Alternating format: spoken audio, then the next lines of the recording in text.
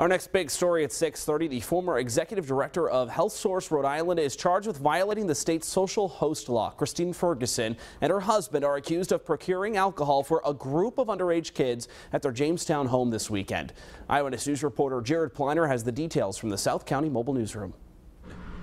Good evening. What's interesting is this is the second time in nearly 3 years accusations of hosting underage drinking parties have touched the Chafee administration. First, the governor's son in 2012. Now this. Someone we know well, Christine Ferguson, a woman once in charge of HealthSource RI, accused of something careless and dangerous, hosting an underage drinking party at her Jamestown home. Chief Edward Mello says it all started with officers checking out a noise complaint. And they located a 17-year-old male intoxicated out in the roadway there. That led them to 37 Bayview Drive and Christine Ferguson outside. The officers inquired about an underage party, and she denied any knowledge of that, despite them being able to see, clearly past her through the glass window and glass doors and see into the home with this party going on behind her.